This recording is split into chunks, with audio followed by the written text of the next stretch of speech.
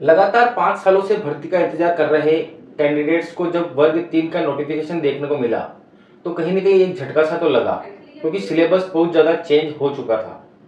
लेकिन उन सारी चीज़ों को छोड़कर अब हम उम्मीद कर सकते हैं कि सभी अपनी तैयारी में जुट चुके होंगे। बाकी सारी बातों को भूलकर अब आप सबका एक ही लक्ष्य होगा कि हम कैसे भी करके एक अपनी सीट को पक्की कर लें वर्ग 3 में। लेकिन उसके लिए आपको तैयारी भरपूर करना पड़ेगी, तैयारी में कोई कमी नहीं छोड़ना पड़ेगी। लेकिन जो मेरे नए भाई-बहन हैं या जो पुराने कैंडिडेट्स भी हैं, उनके साथ अगर ऐसा हुआ है जो मैं आपको आगे बताने वाला हूँ, तो कहीं न कहीं आपको इस वीडियो से बहुत ज़्यादा फ़ायदा होने वाला है। क्योंकि दिक्कत क्या है कि तैयारी तो सभी करते हैं, लेकिन सिलेक्शन सबका नहीं होता। अब इसमें कहीं न कहीं जो भर्तियाँ होती है, जितनी वैकेंसीज़ होती है, वो सबसे ज़्यादा मैटर करती है। उस हिसाब से आपको अपनी तैयारी करना पड़ती है। दूसरी चीज़ कि बहुत सारे लोगों को ये नहीं पता होता कि आखिर तैयारी करना कैसे है। क्योंकि बहुत सारे लोग ये गलती भी कर सकते हैं कि सिर्फ एमसीक्यू से तैयारी कर सकते हैं, या सिर्फ नोट्स अगर किसी कहीं से प्रोवाइड हो गए तो वो पढ़ सकते हैं, या सिर्फ वीडियोस ही देख रहे हैं, या फिर अगर किसी ने कोर्स लिया है तो कोर्स के बस वीडियोस को देखते जा रहे हैं। तो ये एक बेटर तरीका नहीं हो सकता किसी भी कॉम्पिटिटिव एग्जाम को क्रैक करने का। अगर आपको वाकई में सिलेक्शन चाहिए, अगर आपको अपनी सीट को पक्की करना है, तो एक प्रॉपर वे से आपको तैयारी करना पड़ेगी। उसमें आपको टाइमिंग का ध्यान रखना पड़ेगा, उसमें आपको अपने शेड्यूल का ध्यान रखना पड़ेगा, उसमें आप नंबर वैकेंसी का ध्यान रखना पड़ेगा, उसमें आपको कितना कंपटीशन है इस बात का भी ध्यान जरूर रखना पड़ेगा। लेकिन इन सब का ध्यान रखते हुए एक प्रॉपर वे में तैयारी कैसे करें, उसी पर हम बात करेंगे। देखिए दोस्तों, मैं कुछ नया तो नहीं बताने वाला, हालांकि ये चीजें आपको पता हो सकती है, लेकिन दिक्कत ये है कि पता होते हुए भी या तो हम उन चीजों को इम्प्लीमेंट नहीं कर रहे हैं, या फिर हमको उनको भूल चुके हैं, या फिर हमको कहीं ना कहीं वो चीज करने में थोड़ी सी परेशानी मुश्किल आ रही है। अब मैं आपको बताता हूँ कि किस प्रॉपर वे से आप तैयारी कर सकते हैं तो आपका सिलेक्शन कहीं ना कहीं हो सकता है। सबसे पहली चीज कि सिलेक्शन पाने के लिए आपको जो फालतू की चीजें हैं वो ना पढ़कर सिर्फ अपने सिलेबस पर फोकस करना है। एक बार आपको सिलेबस मिल गया, जैसे हम पहले बात कर रहे थे पहले की वीडियोस में, तो हमारे पास सिलेबस नहीं था, सबका एक ही क्वेश्चन था कि आखिर सिलेबस आए तो हम तैयारी करें। अब आपके पास सिलेबस भी है, आपको पता भी है कि कितने दिनों में एग्जाम होने वाली है, तो उस हिसाब से अपने शेड्यूल को डिजाइन करें और अपने सिलेबस को खत्म करें। अब सिलेबस को कैसे खत्म करें, तो जो भी बुक्स आपके पास अवेलेबल है, जो भी कोर्स आपके पास अवेलेबल है, उन सबको पढ़कर वीडियोस देखकर आप एक काम कर लें कि उन पूरे सिलेबस का एक नोट्स तैयार कर लें। चैप्टर वाइज जब तक आप नोट्स नहीं बनाएंगे तब तक आपके दिमाग में क्लियर नहीं होगा कि मैंने कितना सिलेबस खत्म कर लिया है और कितना बाकी है। और उस टाइमिंग के अंदर भी आपको वो चीज करना पड़ेगी, वरना आप कहीं ना कहीं नोट्स ही बनाते रह जाएंगे और आपकी अगले दिन एग्जाम आ जाएगी। तो आपको टाइमिंग का ध्यान रखते हुए नोट्स पर फोकस करना है कि मेरे को इतने दिनों में इस कोर्स को खत्म करना है। मतलब अगर मैं यहाँ पर मानूं तो आपके पास कम टाइम है, तो लगभग परीक्षा से 10 दिन पहले तक आपको अपने कोर्स को पूरी तरीके से नोट्स वाइज बना के खत्म करना पड़ेगा। हैंड रिटन नोट्स आपको जरूर बनाने पड़ेंगे। देखो, सबकी अपनी अपनी यहाँ पर अलग सोच हो सकती है कि अभी इतना टाइम नहीं है नोट्स बनाने का, या फिर हम तो रिटन नोट्स जो हमको पीडीएफ वगैरह मिलेगी उनसे पढ़ लेंगे। लेकिन मेरा खुद का यहाँ पर एक्सपीरियंस है कि अगर आप अपने खुद के नोट्स बनाते हैं, तो क्योंकि आप नोट्स किसी और अदर बुक से बनाएंगे या कोर्स से बनाएंगे, तो आप उसको पढ़ते ही रहेंगे, तो आपका पढ़ना भी हो जाएगा और साथ साथ में नोट्स भी बन जाएंगे। तो आपको यहाँ पर दो फायदे मिल जाएंगे।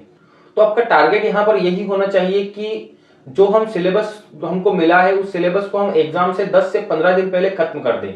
अब यानी कि अगर आपकी एग्जाम 31 अगस्त को फाइनल संभावित होती है, तो आपको लगभग 20 अगस्त तक तो ये सिलेबस को कैसे करके खत्म करना ही है। अब आप यहाँ पर अपनी थोड़ा अपना दिमाग लगा सकते हैं कि अगर आपकी हिंदी कंप्लीट है तो आप हिंदी के नोट्स ना भी बनाए तो चल सकता है, या किसी की इंग्लिश कंप्लीट है तो इंग्लिश के नोट्स ना भी बनाए चल सकता है। लेकिन जैसे मैथ्स में आपको रिवीजन करने की ज्यादा जरूरत पड़ेगी तो उसके आपको नोट्स बनाने की जरूरत नहीं है, जो बेसिक चीजें उनको आप लिख सकते हैं। तो कहीं ना कहीं अपना दिमाग भी लगा सकते हैं, किसी की भी कही हुई बात को आप पत्थर की लकीर ना मानते हुए अपने दिमाग से अपने अकॉर्डिंग तैयारी कर सकते हैं। आप किस टाइम कंफर्टेबल है, आप कैसे कंफर्टेबल है, आप नोट्स किस प्रकार से बनाएंगे, वो सब एक अपना तरीका होता है। आप किसी की यहाँ पर कॉपी ना करें तो बेहतर होगा। अब मान लीजिए आपने 10 दिन पहले सिलेबस को खत्म कर लिया है, अब इसके बाद क्या, तो अब आपके पास बचेंगे 10 से 15 दिन। आप मान लो आपने सिलेबस को खत्म किया है, तो अब उन दिनों में आपको क्या करना है, उन दिनों में सिर्फ आपको नोट्स को पढ़ना है, सिर्फ रिवाइज करना है। नया उस समय कुछ नहीं पढ़ना है, क्योंकि इतना टाइम नहीं बचेगा। नए के चक्कर में आप पढ़ेंगे तो पुराना भी भूल जाएंगे।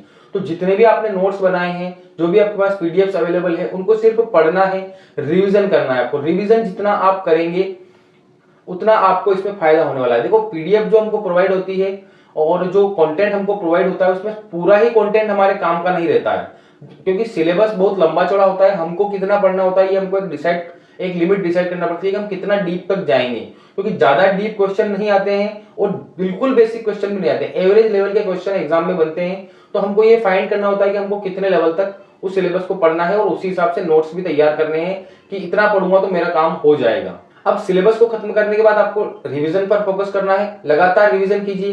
तो आप दिन भर तो रिवीजन नहीं कर सकते, मान लो आप 8 घंटे पढ़ रहे हैं तो 8 ही घंटे तो आप नोट्स को नहीं पढ़ सकते। तो आप ये कर सकते हैं कि रिवीजन के साथ साथ आप एमसीक्यूज भी लगाइए।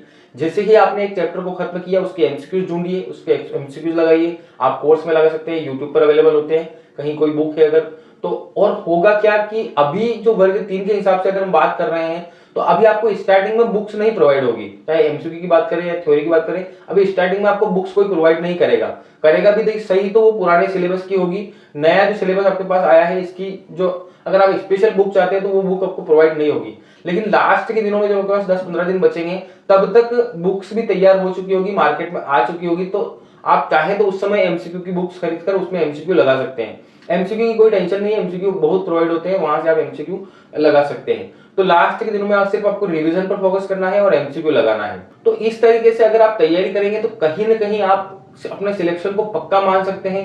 अगर ऐसे तैयारी नहीं करेंगे, सिर्फ वीडियोस देखते रहेंगे, सिर्फ एमसीक्यूज लगाते रहेंगे या सिर्फ बुक से पढ़ते रहेंगे या सिर्फ कम टाइम देंगे, शेड्यूल नहीं बनाएंगे, तो मैं यहाँ पर कह सकता हूँ कि आपका सिलेक्शन नहीं हो पाएगा। और आप भी इस बात को जानते हैं कि कंपटीशन बहुत ज्यादा है, फॉर्म बहुत ज्यादा है, वैकेंसीज कम ही है और उसमें भी अतिथि वाला मामला अलग है, जो फ्रेशर है उनका मामला अलग है। तो कहीं ना कहीं आपको तैयारी तो पुख्ता करना पड़ेगी। और ये जो सिलेबस इतना बड़ा दिया गया है, सिलेबस इसीलिए इतना बड़ा दिया गया है कि पेपर कहीं ना कहीं थोड़ा तो टफ आने वाला है।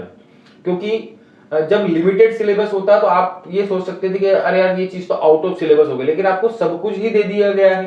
तो अब आपको कहीं ना कहीं थोड़ी सी सिलेक्शन में दिक्कत तो होने वाली है, इसलिए अपनी तैयारी पर ध्यान दें और बाकी चीजों को अभी साइड में कर दें। जो मैंने आपको तरीका बताया उस तरीके को फॉलो करेंगे तो कहीं ना कहीं आप संतुष्ट होंगे खुद से कि मैंने वास्तव में इस प्रकार से तैयारी करी है। और जो मैंने आपको चीज बताई है उसको कम से कम आपको दिन में 10 घंटे 8 घंटे जरूर पढ़ना होगा, तभी आप उसको अचीव कर पाएंगे। वरना 2 घंटे में अगर आप सोचेंगे कि मैं सुबह शाम पढ़ लूँ या 1-1 घंटा सुबह शाम दे दूं या 2-2 घंटे दे दूं तो भी इनफ नहीं हो पाएगा, क्योंकि आपको बहुत ज्यादा पढ़ना पड़ेगा, तभी आप जो मैंने आपको चीज बताई है इसको अचीव कर पाएंगे।